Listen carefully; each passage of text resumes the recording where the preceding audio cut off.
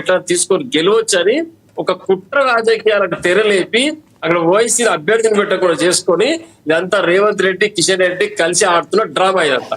ఇది మొత్తం కూడా మేము ప్రజలకు వివరిస్తున్నాం. క్షేత్రస్థాయిలో హైదరాబాద్ ప్రజలు జాగృత ఉన్నారు, చదువుకున్న వాళ్ళు ఉన్నారు, విద్యావంతులు, మేధావులు, కార్మికులు అందరు ఉన్నారు. అందరు చూస్తా ఉన్నారు, రాష్ట్రం అంతా గమనిస్తుంది ఉప ఎన్నికను.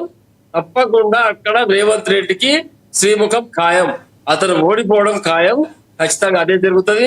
ఏం ముఖం పెట్టుకో గన్ని నెలకు పోతే అడుగుతారు ఆడోళ్ళు, అయ్యా మా ఇంటి ఆడబిడ్డ పెళ్లి అయింది, తులం బంగారం ఇస్తాంటివి, ఎక్కడ పోయింది బంగారం అని చెప్పి 2,500,000 ఇస్తాంటివి, అది ఎక్కడ పోయింది, చదువుకున్న ఆడబిడ్డలకు స్కూటీ ఇస్తాను వాగ్దానాలు చేసి. రామ్మోహన్ గారు ఇక్కడ నవీన్ యాదవ్ ఎవరైతే ఉన్నారో తను వ్యవహరిస్తున్న శైలి, లేకపోతే తనకున్నటువంటి ఫ్యాక్టర్, గతంలో ఎంఐఎం నుంచి పోటీ చేసినా కూడా 55 ఓట్లు తీసుకున్నటువంటి సందర్భం, ఇవన్నీ కూడా కలిసి వస్తాయి, కాంగ్రెస్ పార్టీ అధికారంలో ఉన్నట్టు ఇవన్నీ కూడా కలిసి వస్తాయని చెప్తున్నారు. వాస్తవానికి నవీన్ యాదవ్ అన్నటువంటి దురదృష్టవంతుడు. ఎందుకంటే కాంగ్రెస్ పార్టీ అభ్యర్థితో పోటీ చేయడం అనేది ఇప్పుడు వాళ్ళకి ఆత్మహత్య సదృశ్యమే ఆయనకు, నవీన్ యాదవ్. ఎందుకంటే సరే బడుగు బలైన వర్గాల నాయకుడు వచ్చి ఎవరైనా గెలవడానికి అవకాశం, యువకుడు ఉండొచ్చు, అదంతా వేరే విషయం. కాకపోతే నువ్వు పట్టుకున్న జెండా ఏంటిది, ఆయన చేసిన మాటలు ఏంటివి, ఆ జెండా పట్టుకొని గల్లీ గల్లీ తిరిగి ఆయన చెప్పిన మాటలు ఏంటి, అది ఎంతవరకు నెరవేర్చిండు. ఇవాళ మళ్ళీ అదే జెండా పట్టుకుని అదే నాయకుని తీసుకొని ప్రజల ముందుకు పోతే ప్రజలు ఏం చెప్తారనేది నవీన్ యాదవ్ అర్థమవుతుంది. ఆయనట్టు నేను గెలుస్తాను, 2 సార్లు పోటీ చేసిన, ఒకసారి పోటీ చేస్తే 50 వచ్చిన, ఒకసారి పోటీ చేస్తే 20 వచ్చిన, ఇంకోసారి పోటీ చేస్తే 18 వచ్చిన లెక్క చెప్తున్నాడు. 42 18 ఎందుకైనాయి, 42 వచ్చినాయి, తర్వాత 22 ఎందుకైనాయి, అది లెక్క చూసుకోవాలి. కాబట్టి ఏ రోజు ఈక్వేషన్ ఆ రోజే ఉంటుంది. నాకు గడిచిన ఎలక్షన్ లో 1,00,000 ఓట్లు వచ్చినాయి, ఈ ఎలక్షన్ లో ఓడిపోయినావు, ఎందుకు ఓడిపోయినావు అంటే దానికి సమాధానం లేదు అక్కడ. కానీ ప్రజలు నిర్ణయిస్తారు ఎవరిని గెలిపించాలి. గెలుపుకోవడం అనేది ఈ అకౌంట్, మన ఉన్న అకౌంట్ లో ఉన్న డబ్బులు కాదండి. అకౌంట్ లో డబ్బులు లేవాడు నా అకౌంట్ ఎక్కువ డబ్బులు నేనే గెలుస్తాను. ఈ ప్రజలు వాళ్ళ చేతితో ఉన్న ఓటు ఆయుధం ఇది. తప్పకుండా ఈ రోజు నీకేయచ్చు, రేపు నాకేయచ్చు, ఇప్పుడు ఇంకొకరికి వేయచ్చు. కాకపోతే నవీన్ యాదవ్ నేను అప్పుడు ఓట్లు అవన్నీ లెక్కలకు లేదు. ఇప్పుడు ఒక్కటే జరిగే ఎన్నికలు అక్కడ అభివృద్ధి ఎవరు చేసిండ్రు, ఎవరు చేయలేదు. హైదరాబాద్ ను అత్యంత సుందరంగా తీర్చిదిద్దింది ఎవరు, అంతకుముందు ఎట్లా ఉండే పరిస్థితి వలస పాలనలో కూడా. తెలంగాణ వచ్చిన తర్వాత 10 సంవత్సరాల్లో కేసీఆర్ గారు చూసినటువంటి అభివృద్ధి, హైదరాబాద్ మహానగరం ఎంత బ్రహ్మాండంగా తయారైంది, ఎన్ని ఫ్లైఓవర్లు కట్టాము, మెట్రో తీసుకొచ్చినాము. ఎంఐఎం పార్టీ ఒకవేళ బీఆర్ఎస్ తో పాటు కలిసి వచ్చి ఉంటే కొంత బాగుండేది, కానీ మీతో మిత్రత్వం ఉండేది గతంలో. ఇప్పుడు ఏంటి అంటే కాంగ్రెస్ పార్టీకి సపోర్ట్ చేయడం, ఇవన్నీ కూడా వ్యూహంగా భావించాలా? సంప్రదించలేదా? ఎంఐఎం ఓట్లు చాలా కీలకం కాబోతున్నాయి అక్కడ, ముస్లిం ఓట్లు. అట్లే ఎంఐఎం ఓవైసీ అనే వ్యక్తి పూర్తిగా మా ముస్లిం సమాజానికి పేటెంట్ హక్కుదారుడు ఏం కాదు. ఇలా ముస్లిం సమాజం మా వెంబడిలో ఉంది, బీఆర్ఎస్ పార్టీ వెంబడి ఉంది, కేసీఆర్ గారు వెంబడి. అక్కడ ఉన్న జూబ్లీహిల్స్ లో ప్రచారంలో పోతే ముస్లిం మత పెద్దలు చాలా మంది కూడా బీఆర్ఎస్ వైపే ఉన్నారు.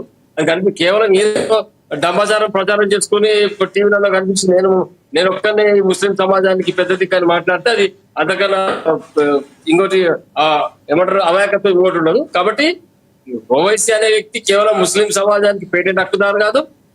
ఎంఐఎం పార్టీ అధినేత ఉండొచ్చు ఆయన. అందరూ ముస్లింస్ అందరూ కూడా ఎంఐఎం ఓటేస్తారని రూల్ లేదు అక్కడ. కాంగ్రెస్ లో ఉన్నారు, కమ్యూనిస్ట్ లో ఉన్నారు, ఎంపీటీలో ఉన్నారు, అదేవిధంగా టీఆర్ఎస్ లో ఉన్నారు ముస్లిం మైనార్టీ.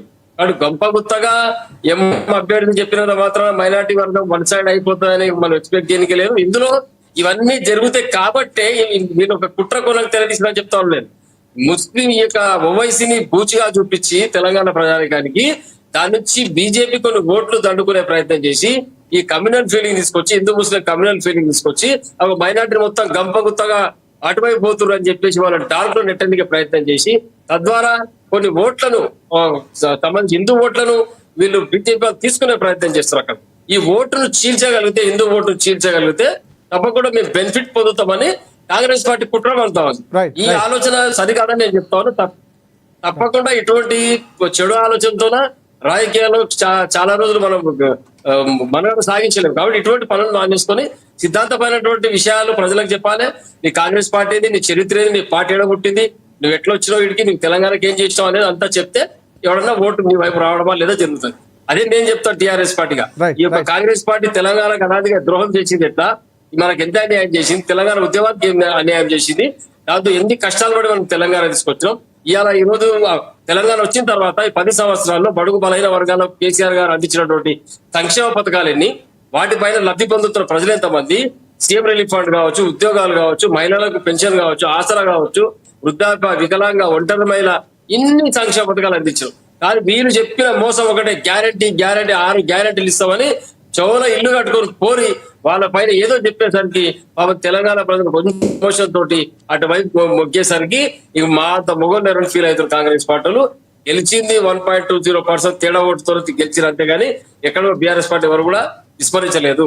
కాబట్టి ఈ తేడా మేము ఇప్పుడు మళ్ళీ మేము గ్యాదర్ చేసుకుంటాం, తప్పకుండా ఈ ఎన్నికలు గెలుస్తాం. రేపు గడిచిన 2-3 సంవత్సరాల జరిగే ఎన్నికలు కూడా మళ్ళీ కేసీఆర్ నాయకత్వాన్ని ప్రజలు కోరుకుంటున్నారు. కాంగ్రెస్ పూర్తిగా ప్రజల విశ్వాసాన్ని కోల్పోయింది. రేవంత్ రెడ్డిని నమ్మే పరిస్థితి లేదు. ఇలా ప్రచారం గల్లీల పోతే తెలుస్తుంది ఏం చేస్తారని. వీళ్ళు ఏం చేస్తారు, పక్క అసెంబ్లీకి మందిని తీసుకొచ్చి ఆయనతో లోకల్ ప్రజలు మాట్లాడి కూడా పెద్ద ఎత్తున ర్యాలింగ్ చేసి. రామ్మోహన్ గారు ఫైనల్ గా ఏం చెప్తారంటే, ఓట్ల మెజార్టీ పక్కన పెడితే కాంగ్రెస్ పార్టీ గెలుస్తామని చెప్తుంది, మీరు చాలా ధీమాగా ఉన్నారు, ఫైనల్ గా ఏం చెప్తారు? కాంగ్రెస్ పార్టీ గెలుస్తా అనడం హాస్యాస్పదం. నేను చెప్తున్నా కదా, నీటి మూటలే అవి. ఏం ముఖం ప్రజలకి ఇది అడుగుతున్నా ముఖ్యమంత్రి రేవంత్ రెడ్డి. అదే చెప్తున్నా, ముఖ్యమంత్రి రేవంత్ రెడ్డి ప్రజలకు పోతే 50% ఓట్లు మహిళలు ఉన్నాయి కాన్స్టిట్యున్సీలో, ఈ రాష్ట్రం మొత్తంలో కూడా అటు ఇటు కొంచెం 1-2% అటు ఇటు. మహిళలందరూ నా ఆడపిల్లకు ₹1,00,000తో పాటు తులం బంగారం ఇస్తాను, ఎందుకు ఇవ్వలేదు నిలదీస్తే ఏం సమాధానం చెప్తాడు ఈయన? 2,500 ఇస్తాను ఏం సమాధానం చెప్తావు? పెన్షన్ ఇస్తావు ఎందుకు ఇవ్వలేదు? రైతు భరోసా ఇస్తాను ఎందుకు ఇవ్వలేదు? ఇవన్నీ అడిగితే ఏం చెప్తాడు సమాధానం? ఏం చేసిండు? జూబ్లీహిల్స్ కి ఏమేమి పథకాలు ఏ ప్రభుత్వం నుంచి వచ్చే వాళ్ళు అవి క్యాల్కులేట్ చేసుకుంటారు, కసిగా ప్రజలు అవి చూసుకుని ఓటేస్తారు. అదే చెప్తున్నా నేను, జూబ్లీహిల్స్ లో మహిళా ఓట్లు లేరంటారా మీరు? జూబ్లీహిల్స్ లో మహిళా ఓటర్లు నా ఆడబిడ్డ పెండ్లయింది తులం బంగారం ఎందుకు ఇవ్వలేదని అడిగితే ఏం సమాధానం చెప్తాడు అడుగుతున్నాం మేము. 2,500 ఎందుకు ఇవ్వలేదు ఏం సమాధానం చెప్తాడు? స్కూటీ ఇవ్వలేదు ఏం సమాధానం? కాబట్టి ముఖం లేదు, కేవలం రోడ్ షో చేసి ఎవ్వరు ఓటు అడగకుండా రోడ్ షో చేసి చేతులు ఉప్పుకుంటా పూలు తల్లుకుంటా పోయి ఆ టీవీలలో చూపించుకొని ఇంకో 1000 మంది కార్యకర్తలు వచ్చి డమ్మాచారం చేసుకోవడం తప్పితే, రేవంత్ రెడ్డి ఒక గల్లీకి ఒక ఇంట్లో పోయి కూర్చొని ఒక అమ్మతో మాట్లాడు, అమ్మాయి చెప్తాది ఏం కదా, ఒక అమ్మ చెప్తుంది అమ్మతో మాట్లాడితే ఈయన బతుకు బండారు బయట పెడతాది. కాబట్టి ఇటువంటి పనులు మానుకోవాలి. ఖచ్చితంగా ప్రజల నుంచి వ్యతిరేకత ఎదుర్కొంటాం కాబట్టి అన్ని మూసుకొని కూర్చోవాలి. టీఆర్ఎస్ పార్టీ ప్రజలు అత్యంత మెజార్టీతో గెలిపించే అవకాశం ఉంది. తప్పకుండా సునీత గారు గెలుస్తారు. ఈ బీఆర్ఎస్ పార్టీ మళ్ళీ ఒకసారి ప్రజలందరూ కూడా కోరుకుంటారు టీఆర్ఎస్ రావాలి. ఈ రేవంత్